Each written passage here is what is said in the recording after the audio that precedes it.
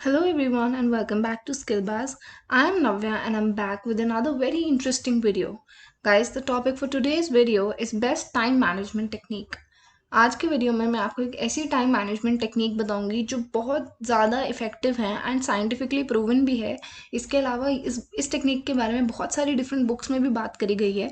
So without any further delays and without wasting our time, let's start. So, first of all, I would like to tell you all a quote by Benjamin Franklin.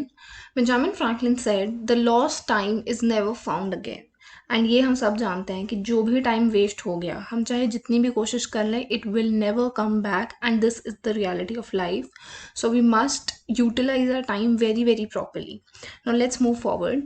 सो सबसे पहली चीज़ ये आती है कि हमें time manage करने की ज़रूरत क्या है. Why do you even need to manage our time? So it has a few points. The first is that we have to feel less pressure. जब अगर ऑब्वियसली हमारा टाइम प्रॉपरली मैनेज्ड होगा तो हमें प्रेशर बहुत कम फील होगा. ऐसा आप खुद सोचो कि आपकी मान लो कोई let's say there is a deadline and आपने बिना टाइम मैनेज करे अपने काम को इवनली डिवाइड किए बिना आप लास्ट डे पे सारा काम कर रहे हो तो आपको उस दिन बहुत ही ज़्यादा प्रेशराइज्ड फील होगा. So this is the first point. The second point is that we will be more in control of your life.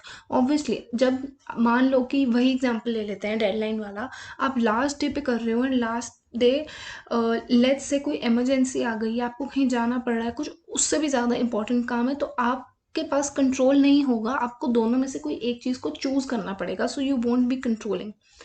The next is that we will feel better about yourself. This is very obvious because जब आप time manage करके चलते हो आपको लगता है कि हाँ यार मैं खुद को कंट्रोल कर रहा हूँ एंड जैसा मैंने सोचा हुआ है इन अ प्रैक्टिकल वे मैं वैसे ही जा रहा हूँ and I am controlling myself. So this is the third point. The next point is that will be able to do more. Obviously अगर आप अपना टाइम को ढंग से मैनेज करोगे तो आप उतने ही टाइम में ज़्यादा काम कर पाओगे. Every one on this planet has 24 hours in a day. ऐसा कोई भी नहीं है जिसके पास 24 आवर्स से ज़्यादा हों. बट एक जगह पे एक इंसान होता है जो उसमें से बहुत ज़्यादा प्रोडक्टिव होता है और दूसरी जगह ऐसा इंसान होता है जो बिल्कुल प्रोडक्टिव नहीं होता है. So the difference is that they both are just managing their time differently. The next point is that we'll have more energy. आप खुद सोचो कि अगर आप अपना टाइम ढंग से मैनेज कर रहे हो तो आपके पास एनर्जी ज़्यादा होगी. इसलिए क्योंकि लेट्स से कि आपका कल का दिन काफ़ी आपको पता है कि हाँ यार मुझे बहुत सारी चीज़ें करनी हैं एंड आप सुबह उठ के उन्हें रैंडमली कर रहे हो, अपने दिमाग को स्ट्रेस्ड आउट कर रहे हो. उससे बेटर अगर आप अपना टाइम को मैनेज करके चलो, पहले से डिसाइड कर लो कि हाँ यार इस टाइम पे मुझे ये काम करना है, तो आपके पास obviously mentally and physically in both ways you will be having more energy. And the last point is that we'll succeed more easily. This is the result of all the above points. Obviously बात है अगर ऊपर के सारे points आप achieve कर लोगे तो आप सक्सीड करोगे ही, क्योंकि आपने अपने टाइम को रिस्पेक्ट किया है, इसलिए you will B succeeding more easily. So now let's move forward. So guys this is the technique and the matrix which I was talking about. इसके बारे में बहुत सारी बुक्स में भी बात करी गई है, बी एट ई की गई और बी एट 7 habits of highly effective people. इन बेस्ट सेलर बुक्स में भी इस टेक्निक के बारे में बात करी गई है. सो आज हम देखते हैं क्या टेक्निक है. सबसे पहले आपको अपना टाइम मैनेज करने के लिए जो आपके टास्क हैं उनको एक बहुत अच्छे वे में ऑर्गेनाइज करना है एंड इसमें हम बेसिकली ऑर्गेनाइजेशन ही सीखेंगे. आपको सबसे पहले क्या करना है, आपको ये देखना है कि भाई कौन से टास्क हैं जो अर्जेंट हैं, मतलब जो इमीडिएट बेसिस पे होने चाहिए. एक अर्जेंट का कॉलम बनेगा, एक नॉन अर्जेंट का कॉलम बनेगा, फिर दूसरी साइड पे एक इम्पॉर्टेंट का कॉलम बनेगा और एक नॉन इम्पॉर्टेंट का. अब हमें इसमें क्या देखना है, हमें ये देखना है कि भाई कौन से हमारे टास्क हैं जो अर्जेंट भी हैं और जो इम्पोर्टेंट भी हैं. हम इन बॉक्सेस को नाम देंगे क्वाड्रेंट्स का. So this is quadrant 1, this is quadrant 2, this is quadrant 3 and this is quadrant 4.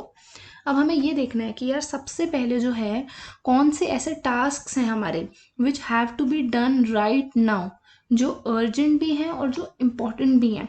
Obviously right, सबसे ज़्यादा ज़रूरी तो यही है ना कि हमें पता है कि कोई काम है जो इम्पोर्टेंट भी है और वो अर्जेंट भी है, तो सबसे पहले हमें क्वाड्रेंट 1 में उसे डालना है और वो काम सबसे पहले होने ही चाहिए हमारे.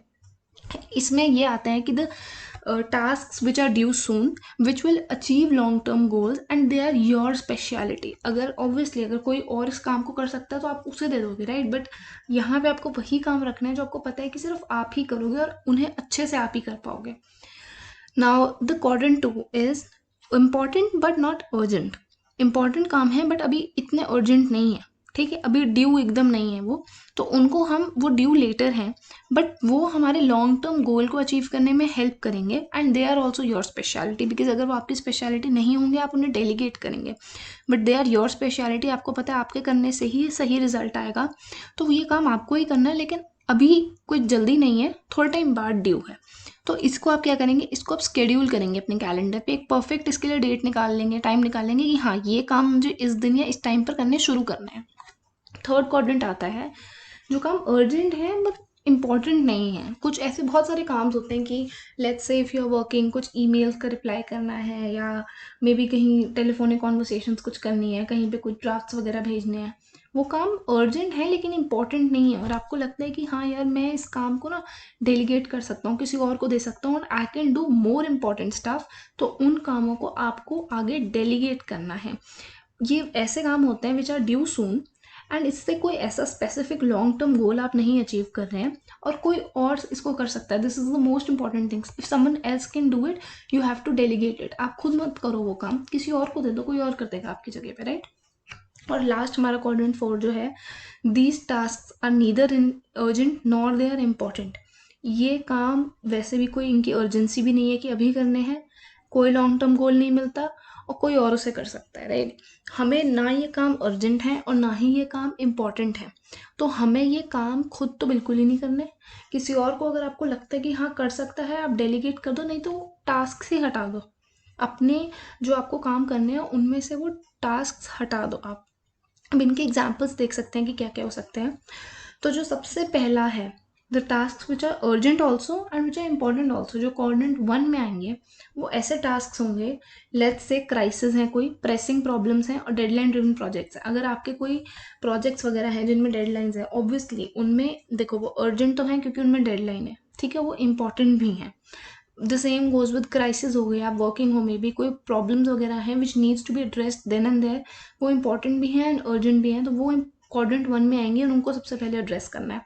नेक्स्ट जो हमारा क्वाड्रेंट है that is not urgent but important. बहुत सारी ऐसी चीज़ें होती हैं जो अर्जेंट नहीं है बट बहुत इंपॉर्टेंट होती हैं, वो क्वाड्रेंट 2 में आती हैं एंड उनके एग्जाम्पल्स हो सकते हैं maybe some relationship building, finding new opportunities, long term planning, preventive activities, personal growth and recreation. ये जो सारी एक्टिविटीज़ हैं ये इंपॉर्टेंट हैं बट इतनी अर्जेंट नहीं है। लेट्स से आपको ये लग रहा है कि हाँ यार आई फाइंड सम अपॉर्चुनिटी, इस चीज़ में मैं कुछ ट्राई करना चाहता हूँ, वो इंपॉर्टेंट है बट अभी एकदम ही ऐसे ड्यू नहीं है कि अभी करने की ज़रूरत है, उसको आप स्केड्यूल कर सकते हो अच्छे वे में। The same goes with personal growth, अगर आपने कुछ सोचा हुआ है कि हाँ मैं ये कोर्स कर सकता हूँ, ये चीज़ सीख सकता हूँ, आप उसको स्केड्यूल कर लो अपने कैलेंडर पे एंड देन डू इट। थोड़े टाइम बाद जब वो अभी ऑब्वियसली इतना अर्जेंट नहीं है तो आप इसको थोड़े टाइम बाद प्लान आउट करके कर सकते हो। क्वाड्रेंट 3 में वो एक्टिविटीज़ आएंगी जो ना ही इंपॉर्टेंट है और ना ही अर्जेंट है, आई एम सॉरी, जो इम्पॉर्टेंट नहीं है बट अर्जेंट है। तो क्वाड्रेंट 3 में लेट्स से इंटरप्शंस हो गए, ईमेल्स, कॉल्स हैं, मीटिंग्स हैं, पॉपुलर एक्टिविटीज़ हैं, प्रेसिंग मैटर्स वगैरह हैं, तो इसमें आप क्या कर सकते हो, ये काम आप किसी और को डेलीगेट कर सकते हो। लेट्स से कि कुछ ईमेल्स, कॉल्स वगैरह हैं या मीटिंग्स हैं, आप अगर उन्हें अवॉइड कर सकते हो तो आप करो, एंड डेलीगेट कर सकते हो तो I believe that is the best way कि आप ये सब चीज़ें किसी और को करने को दे दो, because you can do much important things. और जो हमारा लास्ट क्वाड्रेंट है जहाँ पे आता है ना ही इंपॉर्टेंट है और ना ही अर्जेंट है, फॉर एग्जाम्पल टाइम वेस्टर्स हो गए, पूरे दिन ये स्क्रोलिंग इंस्टाग्राम वगैरह करना, ये ना इंपॉर्टेंट है और ना ही अर्जेंट है, राइट। कुछ कॉल्स और ईमेल्स भी ऐसे होते हैं कि हम सिर्फ वैसे ही कर रहे होते हैं, कोई लेना देना नहीं होता, कुछ इंपॉर्टेंट हमें मिल नहीं रहा होता उससे। तो इन कामों को आप अगर डेलीगेट कर सकते हो तो डेलीगेट कर दो, और नहीं डिक्लाइन कर सकते हो तो that is the best way. तो गाइज ये थी आज की टाइम मैनेजमेंट की टेक्निक जो बहुत ज़्यादा फेमस है। सो आई होप आप सबको वीडियो बहुत अच्छा लगा होगा। अच्छा लगा तो do like and share the video and drop a comment, let me know आप लोग को किस टॉपिक्स पे अगले वीडियोज़ चाहिए। Thank you for watching.